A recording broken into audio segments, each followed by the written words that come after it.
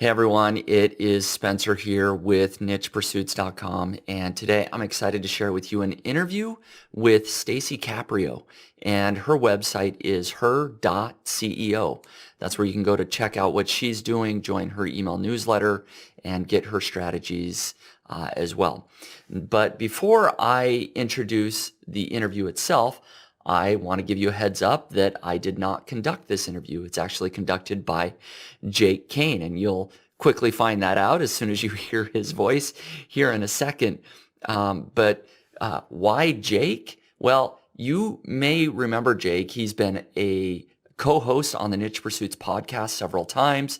He's actually been a guest where we talk about his story a couple of different times, I think, with successful websites that he has. And he was one of the coaches for Niche Site Project 3, where he coached a student, Ryan Spadafora, along the way, where I believe we posted all of those episodes as podcast episodes as well, in addition to videos on YouTube. And so Jake is well known in the Niche Pursuits community. He's a super smart guy. He does really, really well with his websites. Even though it's not about Jake here, I just want to let you know that the host of this particular episode, the interview that he does, he's very knowledgeable. He's built very successful websites. And maybe even more importantly, he's just a great guy. And I hate to admit it, but maybe even more lovable than me, if that's possible, right? No, Jake's a great guy. We have a great relationship, but he is kind of stepping in for me here on this episode and maybe a couple of more episodes here in the near future, and I can dive into that more. Don't worry, I'm not going anywhere. I'm still part of Niche Pursuits, but Jake's just helping me out here for a little bit. But I think you're going to enjoy this interview with Stacy. She talks about her journey of buying and selling websites, and she really actually loves Flippa a lot. And I'll let her explain that here in the interview, but that's where she's found her deals, where she went from working a full-time job to quitting her job to building and scaling her website. She talks about the strategies that she uses to not only find the deals, but how to scale those websites. So there's a lot of great takeaway tips, and it really is a great interview with Jake and Stacy. So I'll let them take it away, and I hope that you really enjoy this episode. Again, to follow along with Stacy and what she is doing, go to her.ceo. Again, that's her.ceo. Thanks again for listening.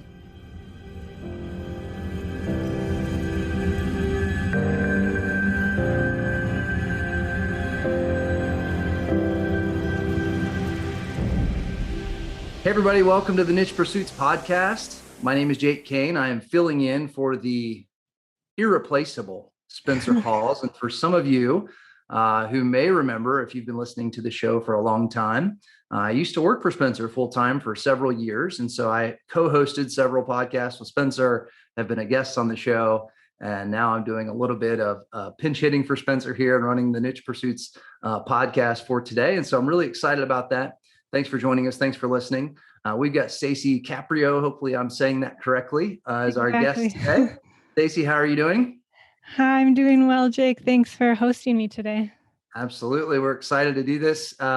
So Stacy has a pretty interesting story that I think a lot of folks listening to the show today will relate with. So I'm really excited to get into that. But Stacy, if you would, just starting out, give everybody a little bit of background on you and sort of where you're from and kind of the things, the businesses that you're into today and sort of what you got going on. And then we'll kind of dive into the beginning of the story. Sounds great.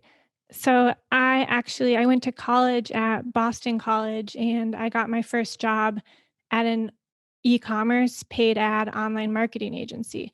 So I was always on the paid ad side of things, and that's where I got my start. And then I moved to an agency that did Pinterest and Facebook ads for venture funded companies. And then finally, I moved to like a financial services company running their paid ads. And I think I always knew that I didn't want to work for someone else for my entire life. Like I've always had more of an entrepreneurial spirit. I think I really enjoy having autonomy in my day and just freedom to direct my day as I want it to be directed. Another thing about the 9 to 5 is you're so capped in terms of your salary and in terms of even if you completely double the revenue of a business, your salary wouldn't double or anything. So Right. it's Yep. very different from us, owning the online businesses and being able to get out what you put into it. So I think that was something that really attracted me to the online business space initially. Yeah. Cool. So what kind of business are you in, or like, what are you doing? Like, what's your business do today? Like, how are you making a living right now? I make my main income from two of my sites that kind of work together, and that's my main focus. I bought one of the sites on Flippa and created one of the sites myself. And then I'm also currently working actually on an e-commerce site project and growing that. It's currently at a few hundred a month, but I really Okay. like that it has a really strong brand and that people are really connected to the product and that I can be connected to the customer. And it's just really different than the ad-based sites that I've done before. So I'm hoping I can also grow that to a point just because it's not as reliant on Google Yeah. either. And so I like having something with a stronger brand and Yeah. customer base in that Okay. way. Yeah. So your other sites that are not e-commerce, they're making money through just like digital ads, or are you doing like affiliate stuff too? Or is that sort of the model that you're following? Yeah, they mostly make money off of ads and different ad platforms. I'm not as drawn to affiliate sites just because you make such a small commission. I almost think, why not just make it into an e-commerce site at that point? Okay. So I've never, and also with all the recent penalties and then Yeah. the Amazon affiliate cut too, I think I'm glad that I've never been as drawn to them. Yeah. Okay. That's interesting. I was having this conversation via email yesterday with somebody on this similar thing. And I sort of said the opposite as far as like, You I do. said, one thing I love about affiliates is that you don't have any customers. And so, because they were sort of having this debate, I was like, no returns. Cause I had an Amazon business as well where I had products and things, and it wasn't terrible by any means, but at the same time, to me, it's kind of nice that like, I can just refer you to somebody else and then you sign up, and if you don't like the product, like I don't have to hear from those folks again. But that's sort of interesting, but very cool. So tell me a little bit. I read your story a little bit on your site, and it sounds like to me, it sounded like me, first of all, the way you described being in a cubicle and just feeling kind of trapped, and you ran what sounds like a comfortable job. So, relative to a lot of people, it's not like this was some horrible situation, but at the same time, just like you said, you're sort of capped on where you can go with that. And it's just all of those things. And I remember feeling those emotions myself. And, I would listen to shows like this, the Niche Pursuits podcast at lunch, and just like, what am I doing? I got to figure out a way out of this. And so I just have a feeling that a lot of people listening to this show right now are in a similar boat. So tell us a little bit of the background on that and kind of where you were at, and then sort of you can get into like what took you from there to like, how did you get started even thinking about doing online stuff? Like, was it a certain book you were following? Like, how did you get down the rabbit hole and get the whole thing started? Yeah, I felt exactly the same way that you feel, and probably a lot of these listeners feel, where you just feel like there's so much more and that you can have more control over your day and over your business. And even just something as simple as being able to feel like the sun on your face in the middle of a day, like you don't have that luxury when you're Right. at a 9 to 5. And it's actually a really funny story. Part of the reason I was so excited to be on this podcast is I first heard about website investing and Flippa on the Niche Pursuits blog. Okay. So that was Yeah. actually the only reason I even knew that website investing and Flippa existed. And I remember reading about it. Yeah, like probably on my lunch break at work or something, like scrolling on my computer. I loved reading the blog. At that point, I never listened to podcasts because Okay. I thought they were a waste of time. But Yeah. clearly my views have changed. I remember reading that and it inspired me so much that weekend. I actually went home and I scrolled through hundreds of listings on Flippa. And I actually ended up finding the first site that I bought. It was, Wow. yeah. And that was what got me started on this whole path. So I'm grateful for this podcast and the Niche Pursuits blog. I actually, in every other podcast I've been on and every blog post I write, I pretty much mention Niche Pursuits Yeah. and the blog, just because that's what inspired me. Okay. But once I read that, I bought a site. It was for sale for $1,300. The owner said it was making $350 profit a month.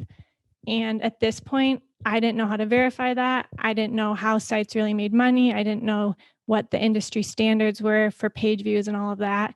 So it was actually an Amazon associate site. And I mean, I looked at analytics, I looked at screenshots, but the seller, he was falsifying everything. Like he showed me his whole account instead of just the one site.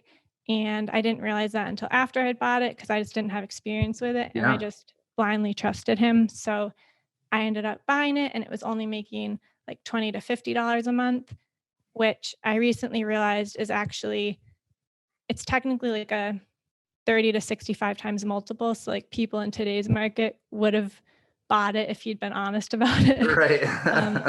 Back, that was like 5 years ago. So the average was a 20 times monthly profit multiple. Yeah.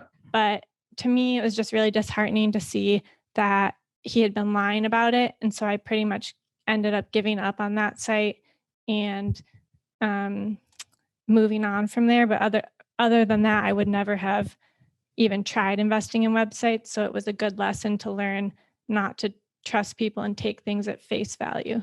Right. Yeah. So you started learning about it. It sounds like very quickly decided, hey, I'm going to buy this site. It turns out to be a lemon. Like, this guy basically lied about what it was making. And then you, at some point, decided to give up on it. And then what'd you do? Like go out and buy another site, or like, what was the next step? Obviously you didn't quit right there, which is good. I think a lot of people would have been like, this is a scam, I'm going to figure something else out. But it sounds like you went on, and what'd you do after that? Yeah, I think I took the responsibility on myself as opposed to saying, oh, the whole site's a scam, because I knew that it could still make money because I got like the 20 to 50 a month. And I was like, oh, this is cool. It actually works. Yeah. So I think it inspired me in that way. But I was still dejected, and it took me months to actually work up the nerve to buy a different site. But I had been learning and reading case studies like the Niche Pursuits blog and the other types of things. And I ended up buying another site. It was a lot more expensive than my first site, but I had a good handle on things and I really knew how to verify the revenue, and I knew I could quickly double the revenue of this site. Like I knew different ad networks that would really provide a better return. So I bought it and I was able to do all of that, quickly double the revenue. It was making $500 a month when I bought it. And then I put in a different ad network and was able to take it to $1,000 a month. But this one ended up, it was like a fad site. So the traffic ended up tanking shortly after. So I made back the majority of it, but not even all of it. But at that point, I was a little bit hooked because I knew it definitely worked. I'd seen somebody making 1,000 at this point. Yeah. So after that, I went on to buy another site. This one ended up doing really well. In less than 2 years, I was able to make back 400% of the money I'd put in. Okay. So at this point, I saw my sites doing really well. And I had bought my first 3 while I was still at my 9 to 5. Yeah. And then the 4th site I bought, I actually was when I left my 9 to 5, and I was able to live with my grandma. She's now 95. She was like 91. Yeah, she's so healthy and strong, and she's the most loving person. But she let me live with her while I was growing my business, because when I left my job, I was only making $1,000 a month from the 3rd site purchase at this point.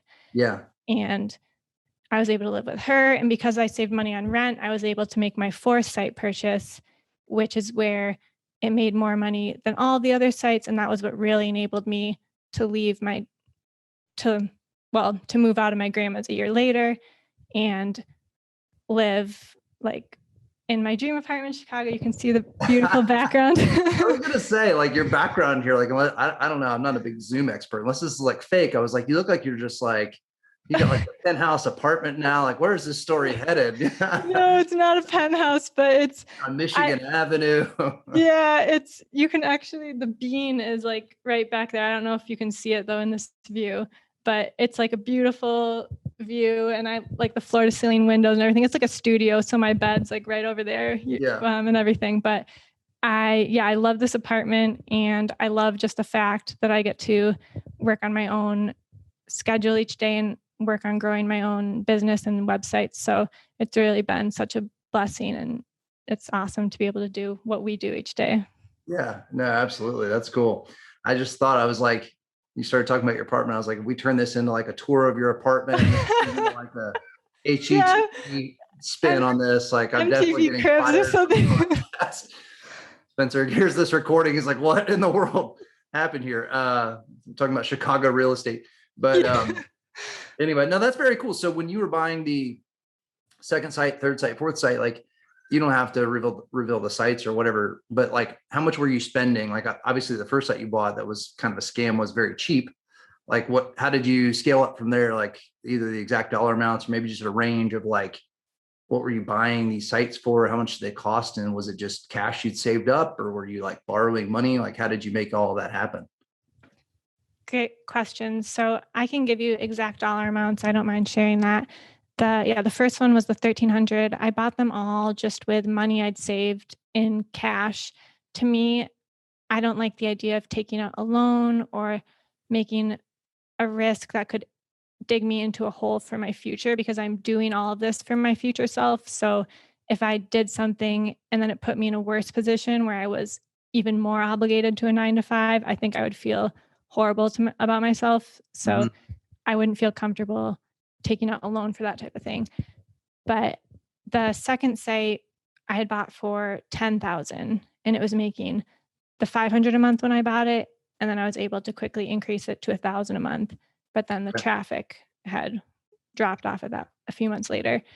And then the third one, which was the first one that I got the 400% return on, I had purchased for 6,400. Okay. So it started off making like 240 a month. And then I added in a different ad network and was able to take it to like 600 a month. And it kind of increased from there. And then I also had someone reach out to me because they wanted to put a banner ad on the site. Okay. So I did that, and that was an extra 500 a month. So I brought it up to like over 1,000 a month, which was pretty cool. And that was the one when I left my 9 to 5, I still had bringing in income. And then the fourth site I purchased while I was at my grandma's. And I think it's funny because I probably wouldn't have had the cash to buy it if I'd been renting an apartment at that time. Yeah. I'd been living with her. So that's kind of cool. It's like maybe her gift to me was the fourth site pretty much, which I paid 18,000 for. So that was the most expensive site, and it was making 1,800 a month when I bought it. So I actually got it at like a really great multiple, but I think it had a penalty in the past. And so I had reached out to the owner. It actually hadn't sold on Flippa. And I reached out to him years later and made the offer, and he accepted. And so that was the site that I ended up really scaling, and that enabled me to really get the financial independence. Wow. Very cool. So now how much did grandma understand about what you were doing while you're living with grandma? Like, because I have these conversations a lot. I'm not even talking about with grandparents. I'm talking with everyone, spouses. Like, what is it? Like, how are we making money? That sort of thing. Like, I'm just curious, did grandma like, she sort of get what you're doing, or is she like, honey, you need to go find a job? You can't live here forever. Like, what was she sort of being encouraging, or just bewildered by the whole thing? Like, how did that work? I know exactly what you're talking about. Anytime I tell people what I do, they're like, what? Like, they just get this look in their eyes. Like you can tell it's not fully translating. So it's always refreshing to talk to people who like fully grasp it, who have the experience of it. And one thing I really love about having lived with my grandma was she actually grew up singing in a band with her sisters, and her whole family was so musical. And then she actually toured in her early 20s, like singing on the road and doing all of that. So she knew what it was like to do something that you loved. And she taught all of her children. She had 8 children, and one of them is my mom, to like do what they love. And like my mom was an artist in Chicago actually, and she also taught like fitness classes. So, and like all of my grandma's kids do stuff that they really love. So I Okay. think she loved and she understood that I was doing something that I really enjoyed and got joy from. And she understood that. So she was always really happy that I was pursuing my dream in that way. But and it's actually funny. She gives really good business advice. Like every night at 9 p.m., we would have a business discussion and I would share my results with her. Yeah. But she would always say she didn't fully understand like how it worked or how it was monetized. Pretty similar to like most of our experience talking to people who aren't in this world. They just don't have a grasp on it. But Yeah. she business wise, she would give me advice and tips and we would talk about results. So she grasped it probably more than most people. Well, that's good. Yeah, it's always good to have somebody that's at least supporting what you're trying to do around, because it can be a lonely road if you're, just a solo whoever that's doing this and nobody in your day to day sort of gets what you're doing and everybody's like, oh, that sounds weird, or whatever. Yeah. It can be a little deflating because a lot of times it takes a while to see any results. I did that for years where it was like you're staying up late doing this stuff and not making any money. And it's like, it can be a little disheartening. So that's pretty cool that you have somebody in your family that's done some creative stuff that's like, hey, good with it. That's very cool. I will also say too, for me, have you ever been to any like conferences at all, like blogger conferences or digital marketing conferences or anything since you've been sort of doing this stuff? Like, have you been to any live events like that? Yeah, just a handful. Yeah. Okay. I don't know about you, but for me, we went when I was working for Spencer, we went a couple of times to an event called Traffic and Conversion Summit by the digital marketer guys in California. And it was that moment for me where it was like, you realize how many things, because just like you said, like just the language that you use and the things you talk about, like nobody in my life talks about that stuff, And so just to be like in live events and like circles of people that you're kind of having lunch with and stuff, and you're sort of talking about the same things like on page SEO and all these little things, it was the craziest thing. So I just throw that out there to say, not necessarily to plug that conference, which it was great. Somebody's listening who's kind of teetering, and you have the opportunity as live events are sort of coming back a little bit to go to something like that. To me, it was super energizing, if anything, just to be in a room full of people that are all kind of in that world. Obviously you learn a lot, but it's a great place to network and just feel like you're a part of a community. I thought it was pretty cool, but anyway, I just Yeah. wanted to throw that in there. So when you were doing these sites, then you bought a few sites and you're working out of grandma's house for a little bit. Were you doing all the work yourself? I mean, so far I've heard you say that you were upgrading the advertising network. I don't know if you want to mention which network you prefer or what you're using for that. If so, please go ahead. But besides that, were you doing anything else? Like, were you adding content? And if so, were you writing the content? Like, what was going on there? Like, how were you getting stuff done? I did pretty much everything myself other than development type work because I'm not a developer. And I like doing it myself simply because I found that anytime I've paid or outsourced the work, the SEO or the content or just the normal day to day work, the keyword research, I don't think people care as much as you do. And I think you get what you maybe pay for, and you pretty much pay for the bare minimum unless you pay a lot more. And even then, I don't think the people really care as much. So I've never seen as good of results or as good of content just from hiring people, which is Yeah, part of why I like to do it myself. But another reason that I like to do it myself is simply because then you get to keep all the profits. And I like to take that. I actually don't reinvest it into my website. I don't know what you usually do, but I know a lot of people like to pour it back in. But yeah, I found that websites are riskier just due to my own experience and seeing the landscape over the years. So I like to just reinvest it in other types of investments like stocks. And I actually recently bought a duplex in like near Austin, Texas. So okay, I like to put it into different types of things because I feel like that way you're diversifying and you can set up for your future self, just knowing that you'll have income in different ways, even if your websites don't work out. sure, yeah. No, that's cool. Good for you. That's probably a smart move. Yeah. I'm to the point now. I mean, I own, close to 10 websites probably that are, producing some level of income with a big difference between the best and the worst. Yeah. And, I definitely reinvest.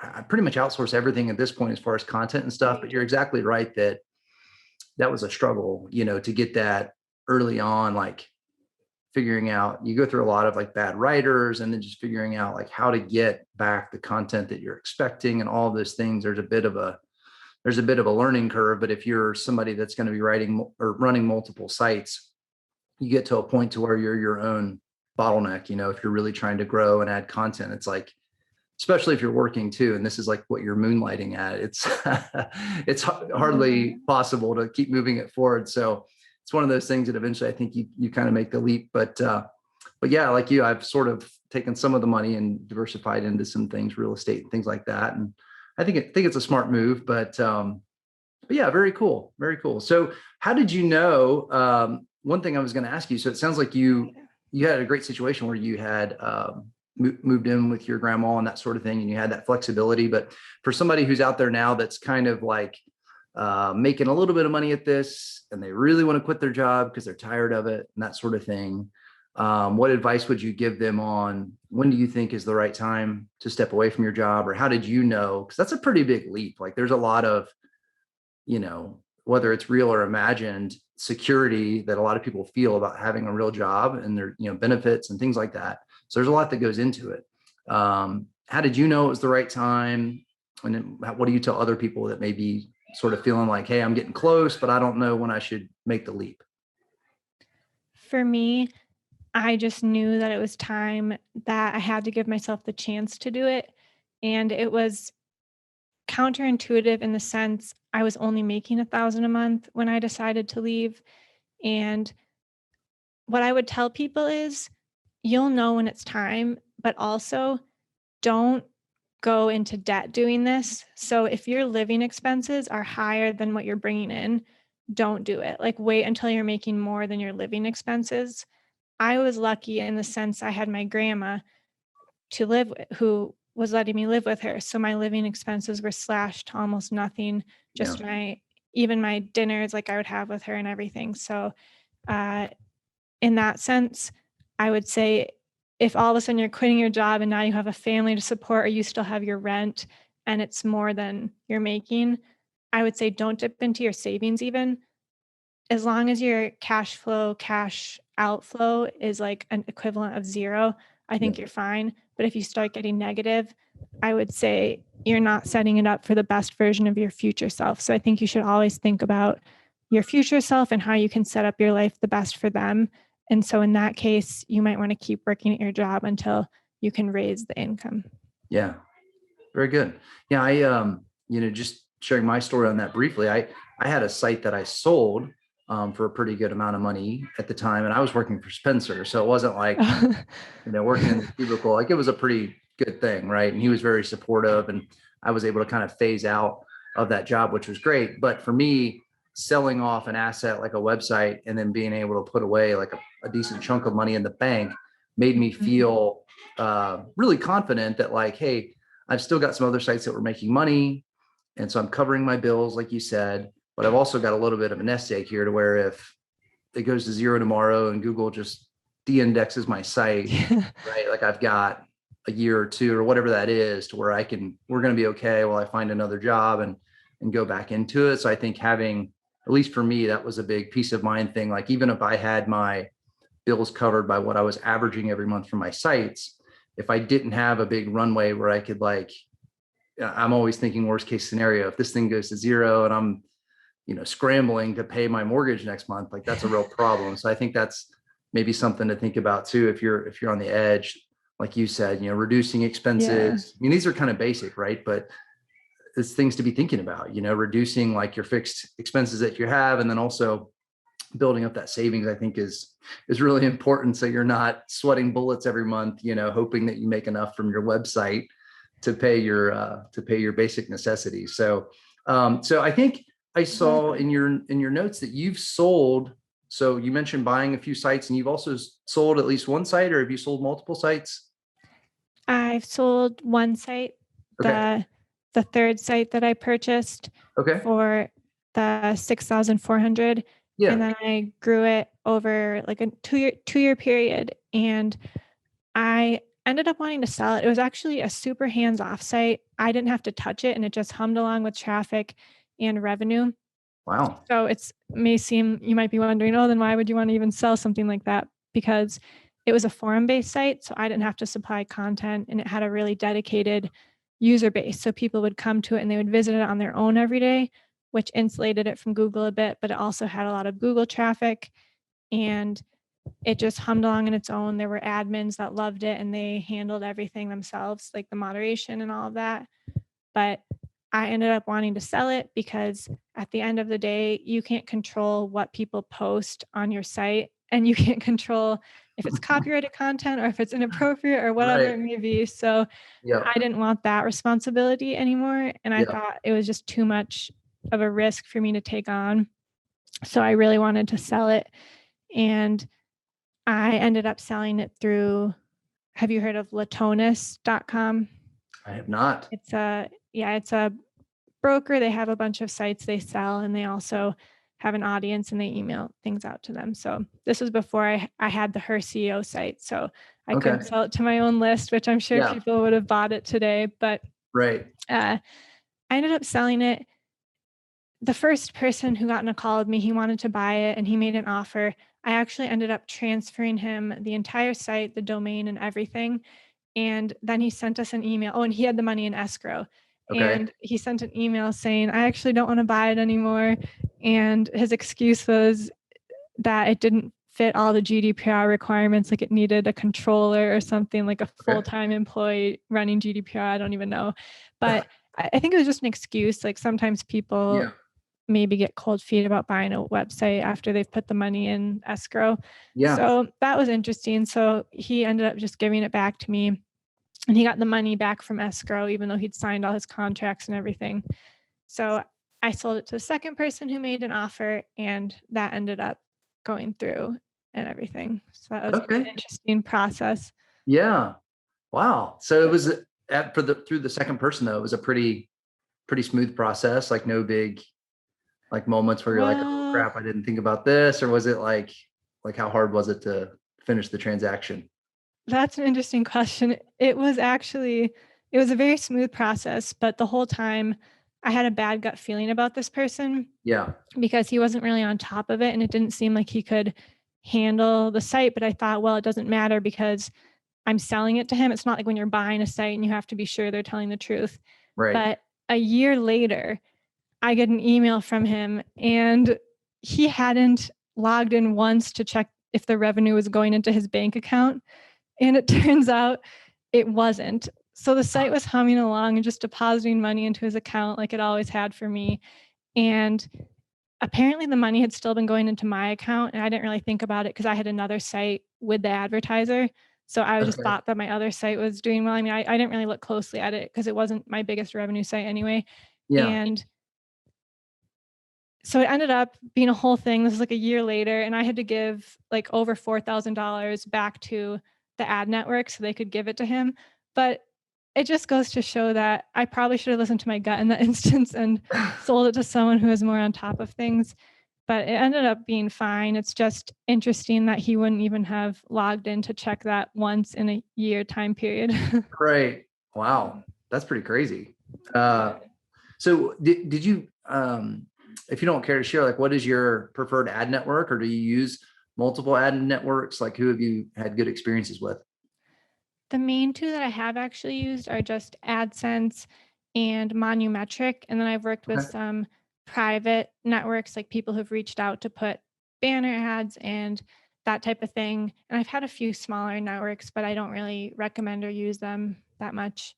Okay. Yeah. So you take over a site that was maybe using AdSense and then move it to Monumetric, and it would just instantly increase like your RPMs and stuff like that. Yeah, I did that on two of the sites that I was able to like quickly double the revenue. One Yeah. of the sites I actually just added Monumetric, so I still had AdSense running, and the other one I just switched it out. So that was there's a lot you can do with different Yeah. ad networks in that sense. Yeah. Okay. And then what else? I mean, the forum site is interesting because I would have never thought even really about buying a forum site. But that's pretty cool. I mean, I could see how that would just, like you said, like if it has an active participating network of folks, like it just sort Mhm. of, like they're creating the content for you, which is kind of cool. For your other sites that were not forum sites, besides switching out the ads, I mean, what strategies were you using relative to keyword research or just whatever? Like, what's your plan? Like, if you take over a site, let's just say you bought a site today that was making $500 a month, like, do you kind of have a list of things that you're going through that here's what I'm looking to do? Like, what do you do when you take over a site? I usually have a short-term and a long-term SEO plan, and I've really found that just changing some of the structure of the site and then also doing like internal linking, such as like Spencer's Link Whisper, or Yeah. I usually do it manually actually because I'll go through the keywords and see which ones need help. But I found that just those types of changes, so basically the structure and internal linking can give you a huge boost relatively quickly with SEO. And Mhm. then also just making a long-term plan where you do the keyword research and you have a list of all the keywords that you want to target. And then you just start writing content for that. Or if you outsource it, which I usually don't do, you can outsource that type of thing. Yeah. And then publishing that over time, I found has actually been the best way I've found and the most effective way to actually grow the sites. Like that's what I did with the fourth site I purchased that really enabled it to grow in terms of traffic and revenue. So I Mhm. think a lot of people want those quick wins, like the doubling the ad revenue from changing Yeah. ad networks, Yeah. or the quick SEO wins because those are more fun and instant. But I think you really need to take a long-term approach and think about creating content and what you're going to do over time to increase the traffic and the revenue. Yeah. Okay. So just diving into the weeds a little bit, because a lot of, I mean, I would imagine most people listening to this podcast are people that are building a site or have a site or whatever. They're in this world. So like for your short-term stuff, like you mentioned Link Whisper, or you do some of it manually. Like, can you talk Mhm. about, just briefly get into the weeds, I guess, on like how you go about attacking that? Like, where do you start? Like, what are you looking for? Like, as far as content to build internal links to, and how do you do it? Like, do you have any like little shortcuts or anything that somebody else maybe could use and implement on their site to do a better job with it? Yeah, that's a great question. I I tend to so I'd pull up the Google Analytics Mhm. and also like Ahrefs and then just look at the pages that are already getting the most traffic on if you go to like the acquisition report in Google Analytics and you can look at landing pages. Mhm. That's one of my favorite reports and you can kind of see which pages are already getting traffic. And then you can also go to the search console and uh, make sure you see which pages are on which keywords and which pages are ranking like page one, but maybe lower, and then also page 2 to 5. And Right. then also just pull up Ahrefs to check what they're measuring as what your keywords are ranking for. So then Okay. once you have all of that data, also pull up a keyword tool. Like I use the Google AdWords keyword tool to get Yeah. keyword volume Mhm. and throw in like all your top pages and all the keywords into that and then see which have the most volume. Yeah. Then you kind of have an idea of what the potential is. So keywords with a lot of volume that are page 2 to 5 and maybe they have some traction already, I would isolate those and then figure out if you can put them in your menu or link to them internally and keep track of it all in a spreadsheet. So you can tell how much link power you're giving to each of them and then put the date that you do it. And then a few weeks later, you can check in and see if it shifted their rankings at all. So that's what I found to be most helpful. And it's really great because you can push keywords from that Google is already giving some rankings to, but they're maybe Mhm. page 2 to 5 or lower on page one. And then you can push it all the way to page one. So that's one of the most actually effective things that I found in terms of like internal linking. Interesting. Okay. Yeah. So it sounds like you've got a pretty, I don't know if complicated is the right word, but at least like an in-depth way that you go about it. Yeah. I mean, I think I do it more in depth just so I can get a full picture. But I think Yeah. if you want to do it more quickly, you can just pull up the search console and then just look pages 2 to 5 at the Yeah. keywords and then just see how much volume those keywords are getting. And then just link internally to the ones with the higher volume that are page 2 to 5. So like that's a very simplified version, but I like to Right. just pull up more data sources just to be sure. But I think you can do it more simply in that way. Right. Okay. Interesting. Okay. So if you see like, let's just say something you're on page 4, do you ever come and you look at like, sometimes I'll find that I'm accidentally ranking for keywords. In other words, like I'm on page 4 for an article that's kind of about that. And we could make up an example here. Right. But really, I haven't even like talked about that specific. A lot of times it'll be like a really specific phrase or question or something like that will be the keyword. And I've not really addressed that thing. So do you ever find yourself, in addition to adding internal links, also going back and updating the content, like when you're doing the same process, or is it just, you're finding that, hey, if I just add some internal links, maybe with the right anchor text or something like that, that's enough to move the needle without going back and actually editing or making the content better? That's a great point, actually. I've had the same experience where you see on page 5, it's ranking for a specific keyword, and you're like, well, I wasn't even targeting that in the post, which is actually kind of fun because for me, I find that as an opportunity to create a new piece of content around that keyword specifically. I would never try to boost or internally link a page for that was ranking for a specific keyword if it wasn't optimized for that keyword, just because I would feel that would be not giving it its full potential. Yeah. So in that case, I would make a new piece of content with that keyword and like the URL and the title and just make sure it's throughout the content a little bit. And then you could even internally link from the page that's ranking from that keyword to the new one. That's probably what I would do. But I would never try to push the ranking on a page if it wasn't optimized for a keyword, just because I think you're leaving a lot of the potential on the table. So that was a good thing to look at. Yeah. Okay.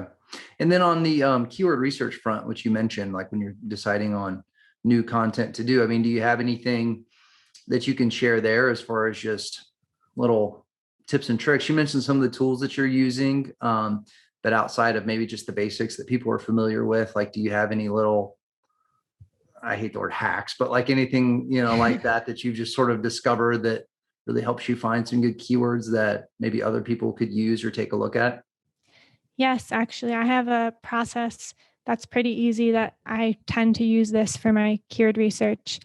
I use first I'll draft a list of keywords and then put them into the Google Keyword Planner just to get the volume to see what even has potential. Mm-hmm. And then I'll pull up Chrome and I'll use the Moz Chrome extension. And that shows you like the DA and the PA of all the sites on page 1. Yeah. So then I'll put each keyword that I think has volume potential into the Google search bar. And then you'll be able to see the domain authority and the page authority for the pages already ranking on page 1 for that keyword. And then I'll use the extension to find the domain authority and the page authority of the site I'm doing the research for. And then you can compare and say, oh, does my site have potential to rank on that page? Or is it completely overshadowed by huge players in the game? And I think one thing to be cognizant of when you're doing that is if huge players like Forbes or other big sites are ranking for it, you should look if they're targeting your specific keyword. Yeah. Because if they're targeting a general keyword, you might still be able to outrank them. Yeah. No, that's really good. Yeah. I like doing that too. And that's, you're exactly right. You find that sometimes, like if you really can laser focus on the query, that you can beat some of the big guys, which is always fun. It's kind of fun, to see your little page ranking. Right. That's the best. Yeah. So you've bought several sites, I guess. Just a couple more questions as we get ready to wrap up. But what would you say for somebody that's never bought a site before? I mean, do you like Flippa, like where else are you looking? And then just, I guess in general, for somebody that's thinking about maybe going down that road, like what are some of your key things that you've learned that you would advise somebody who's out there just kind of looking like, hey, I may want to buy a site. I've never done it before. You know what I'm saying? Like, what's just some of the big pieces of advice you give people as far as finding deals and knowing whether or not it's a site worth buying?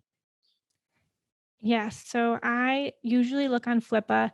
I've actually bought every site that I've ever bought through Flippa, other than one I did through a private deal.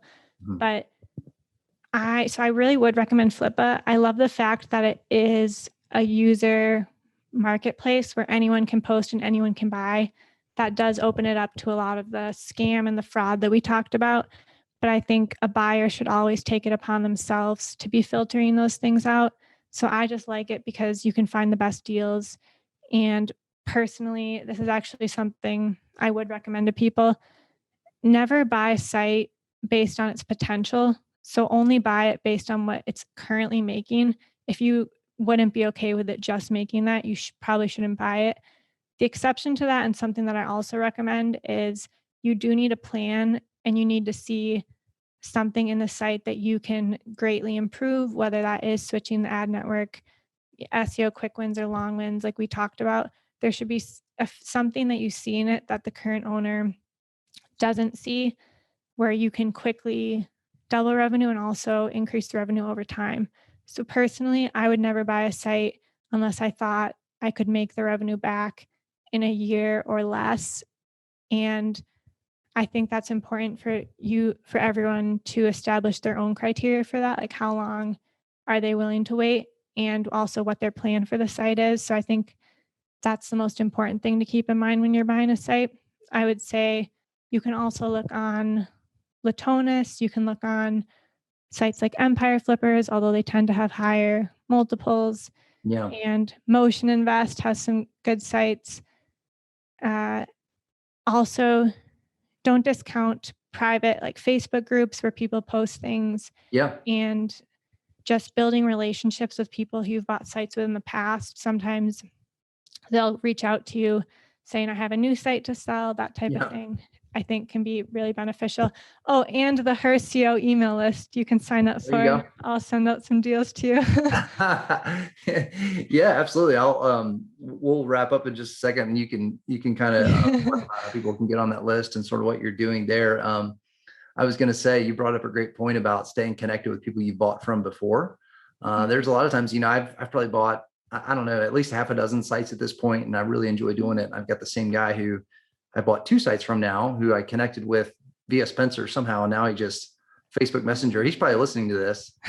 Message him like, hey man, you interested in a what, something like that. And before I know it, I'm in this conversation. Just send me a site next time, not Jake. I now own a site in whatever niche, that I knew nothing about. But I would add one thing to what you said, and I thought you brought up some great points, but something that I like to do when I'm looking at a site. Sometimes I always get really excited about ideas. I start seeing what I would do with it and all that. And before I know it, I can be too far gone and, sometimes don't make decisions based on the numbers. But I like using tools like Ahrefs or Ahrefs or however you say it, to see what the ceiling is. And that's how I always advise people, because it's like, even if I see that I could switch out their ad network and let's say double revenue, maybe that's good enough for me. But is there room to grow, or is the topic so narrow that they've done kind of just about all the content there is to do? And for me, it's very simple. I can look in that tool, see who the competing domains are and who are the big guys, right? Like, and it'll, the traffic estimates aren't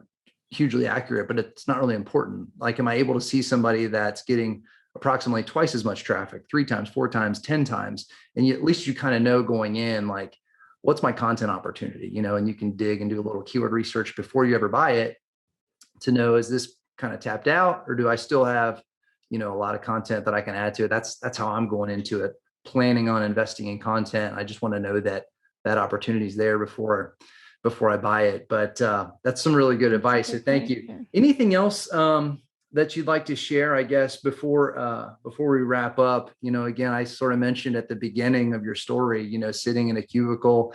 And again, I was in the same boat, like kind of, a job that's just fine and doing okay, but it's like, this isn't it. I mean, anything else that you would want to share in closing with somebody that maybe is listening to us today that's in that boat? I don't know. What advice would you give them? What inspirational type things? What would you leave them with?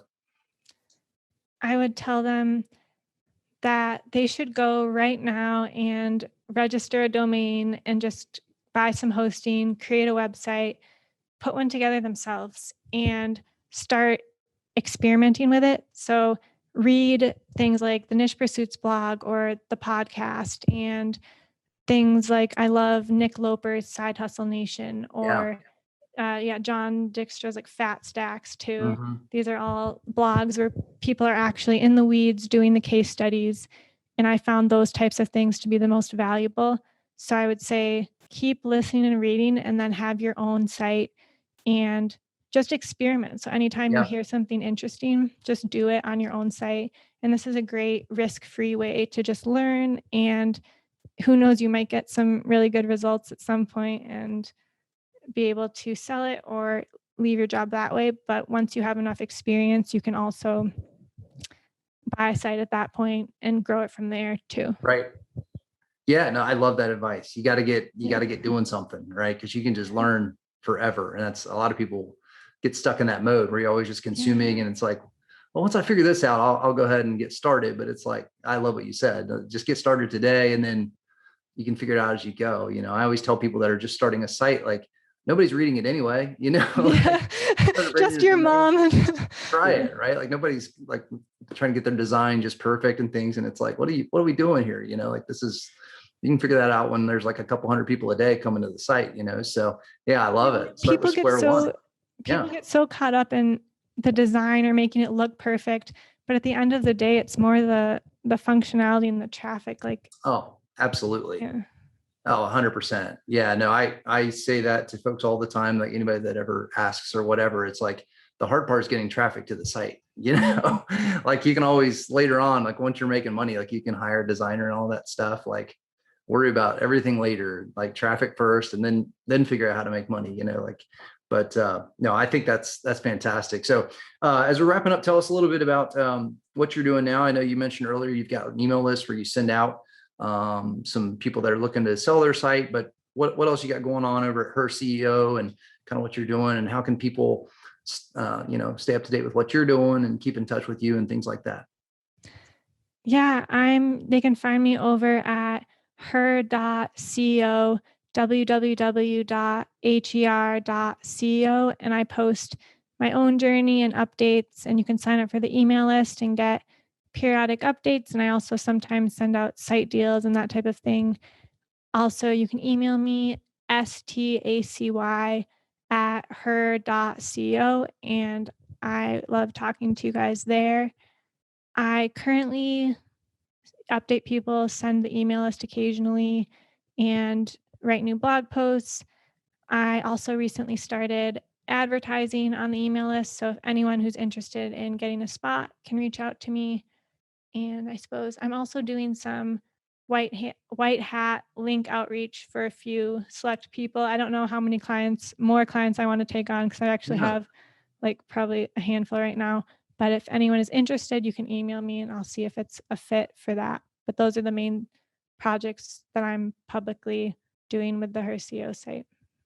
Oh, very cool. Mm-hmm. Well, that's awesome. Well, congratulations on your success. Thank you for coming on the Niche Pursuits podcast. Thank you for being my first guest as the pinch hitter, keeping the chair warm here for Spencer for a little bit. So I appreciate that. But I really enjoyed our time. Thank you so much for sharing your story. I appreciate you being on the show. Thank you so much, Jake. The pleasure is all mine.